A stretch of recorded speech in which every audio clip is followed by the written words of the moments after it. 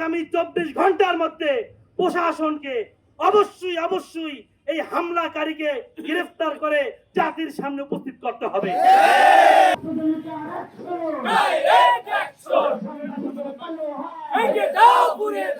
আমরা ভারাক্রান্ত হৃদয় আপনাদেরকে জানাচ্ছি বা আমরা জেনেছি আমাদের নওয়াজ সিটির কৃতি সন্তান, যার জবান থেকে হক কথা সর্বদা বের হয়, যার জবানে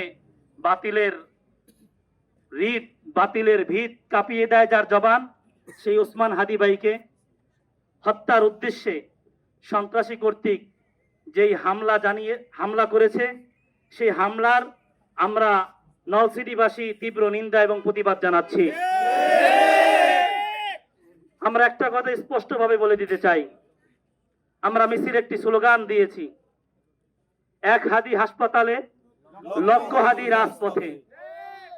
আজকে হাদি ভাই হাসপাতালে, আমরা সকলেই তার জন্য দোয়া করব, যেন আল্লাহ তাআলা তাকে তার যে উদ্দেশ্য, তার যে নিয়ত, তার যে ইখলাস, সেই চিন্তা চেতনা যেন আল্লাহ তাআলা তাকে বাস্তবায়ন করার তৌফিক দেয়।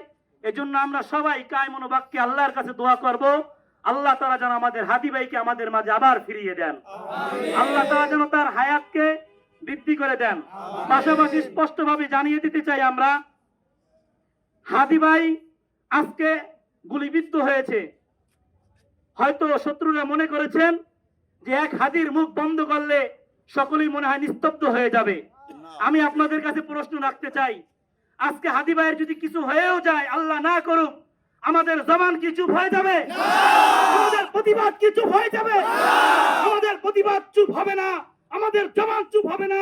যত বড় শক্তিধর হোক না কেন, আমরা হকের কথা বলে যাব, সন্ত্রাসের বিরুদ্ধে কথা বলে যাব, ফ্যাসিস্টের বিরুদ্ধে কথা বলে যাব।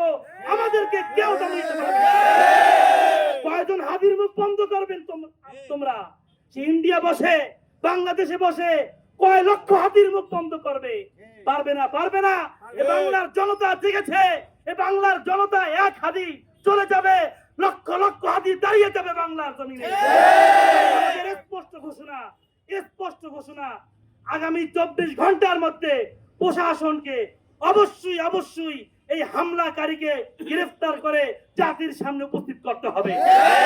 যদি উপস্থিত না হয়, না করতে পারে সরকার প্রশাসন, তাহলে আজকের এই রাতের অল্প কয়েকজনের মিছিল শুধু সবখানি মানুষের মিছিল থাকবে না, নলসিটির অলিতে গলিতে লক্ষ লক্ষ জনতার, হাজার হাজার মানুষের বিক্ষোভ মিছিল শুরু হবে ইনশাআল্লাহ।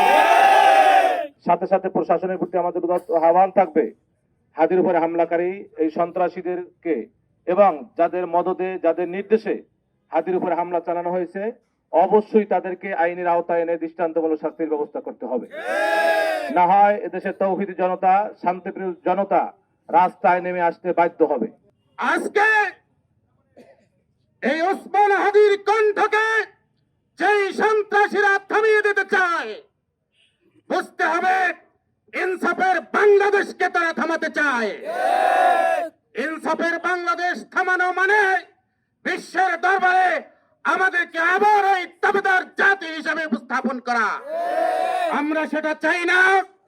প্রশাসন জবাব চাই, হাদির উপর হামলা কেন? প্রশাসন